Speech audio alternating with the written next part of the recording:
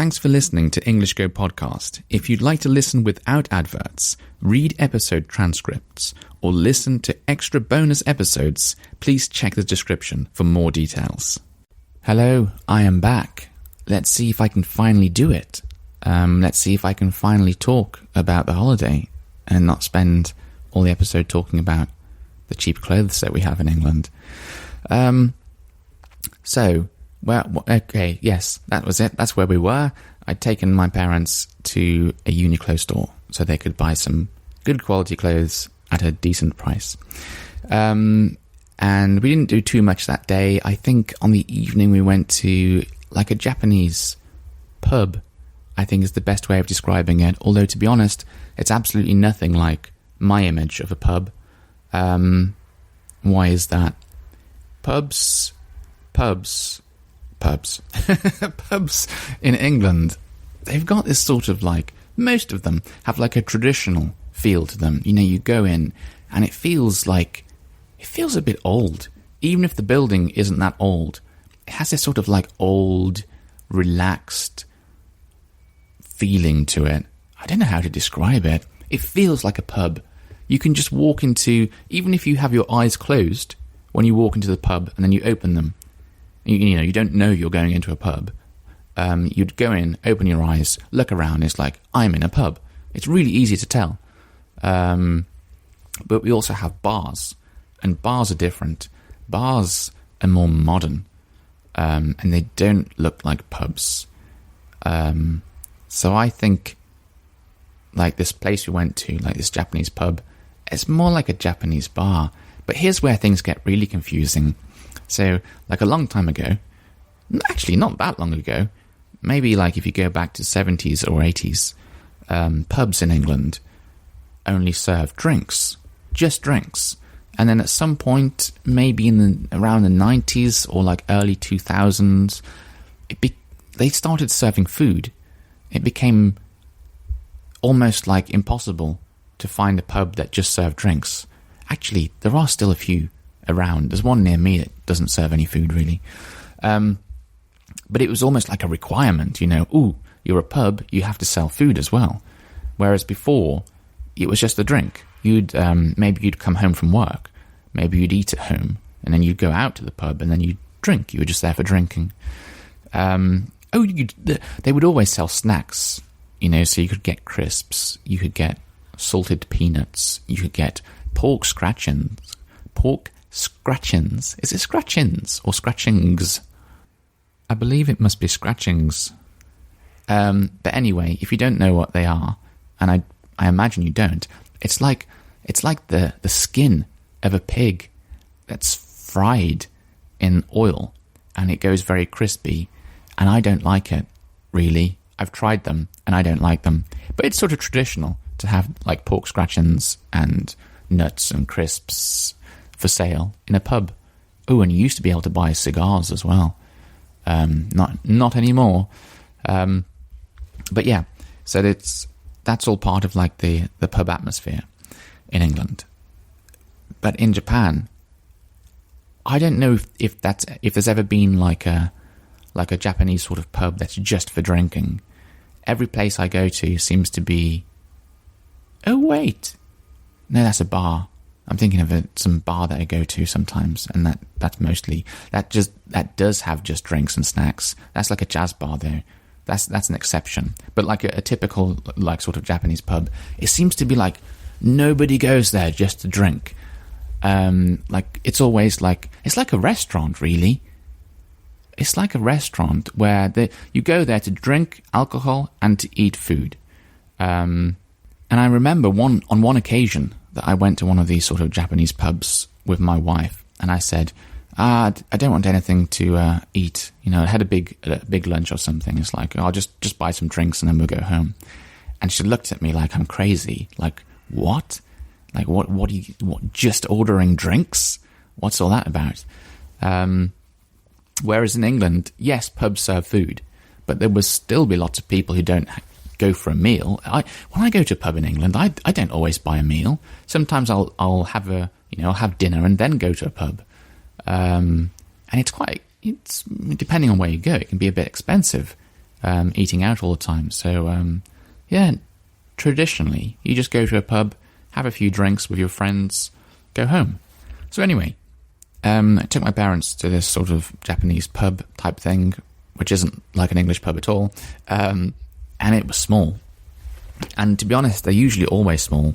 Like pubs in England, they can be massive, like huge rooms, absolutely gigantic. Sometimes they'll turn like an old cinema into a pub. So, you know, like where there would have been like a big screen to watch films on, and they'll turn that into a pub. So you can imagine how big that room is. But in Japan, you get these rooms that they're like as big as a living room in a house, and they pack in as many seats as possible. So if I put my arm out, right, I could touch the person sitting next to me, like on the next table next to me. I could touch them. I could probably touch the person sitting next to him because they're so close together, all of these tables and chairs and everything and seats. So we went in, and I could see like the look on my father's face.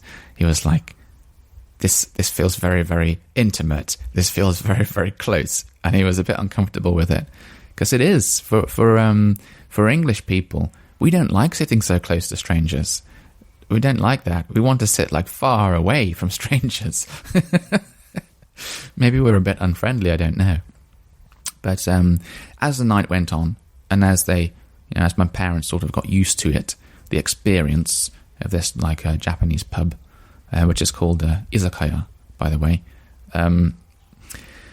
they got used to it, and they enjoyed it, and they enjoyed some of the food we had there, which was just everything they ate is just something they've never had before, that you either can't get in England or you can't get in England. Yeah, you just can't get it in England. Now, in this particular Japanese pub thing that I went to, on a previous occasion that I'd been there with my wife, this man who was very chatty started talking to us. A very, very friendly person, and he insisted that I tried some of this whiskey, this Japanese whiskey, and he poured me a drink, and it was very, very nice, very good whiskey.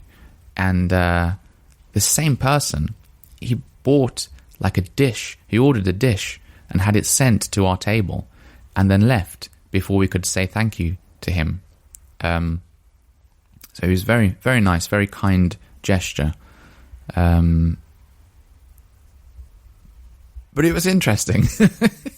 It was very interesting, the thing that he ordered.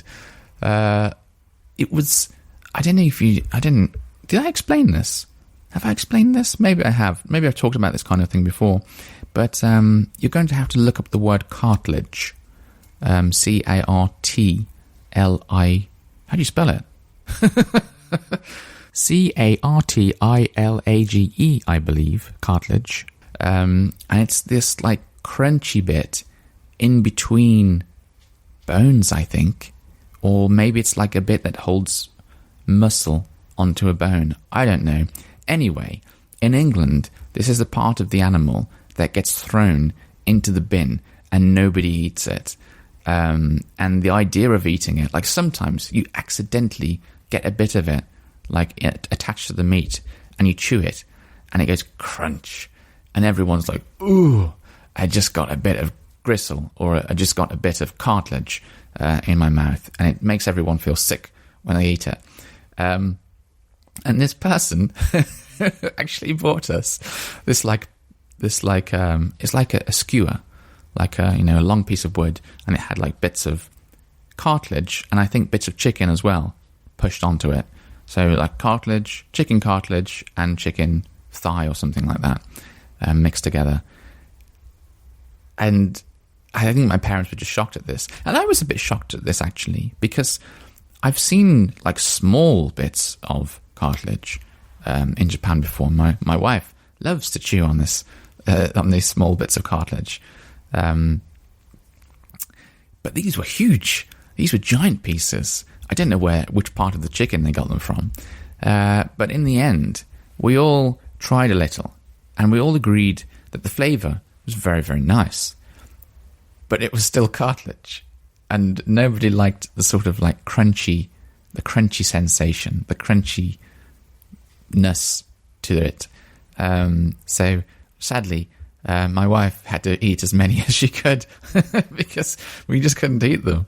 I don't know. That's just an interesting difference between like English culture and Japanese culture.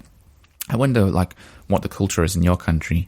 Do you eat this part of meat? Do you eat the cartilage part of meat? I don't know, but it's very hard. Like my father was saying, there's nothing wrong with it.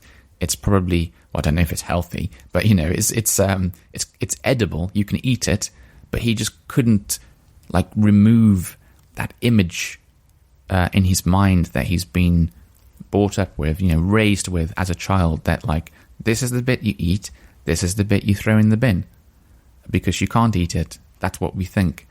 And it's very hard to sort of get past that image. I don't think I can. I've tried. Sometimes, like, my wife will order something, and I'll start eating, and it's like, oh my God, it's got cartilage in, hasn't it? I can chew the, I can feel that chewy, that crunchy sensation in my mouth. Yeah, I don't like it. I don't know if I'll ever get used to it, but I don't even want to try, to be honest. I just don't want it. So anyway, I'm going to leave it there for today's episode. I think I have managed to talk a bit more about the trip. Not too much, but, I've done a lot of talking about, like, food and pubs, and I didn't realise I'd be able to talk so much about England just because of this trip, but I think I will, which is great, because I love talking about England to you and explaining about things in England, and this trip has really highlighted so many differences, because my parent, it was my parents' first time in Japan, and they were able to point out so many differences that have become normal to me. So I should be able to pass that information on to you, and hopefully that'll be really interesting. Right, until next time, I do hope you have a lovely day. Bye-bye.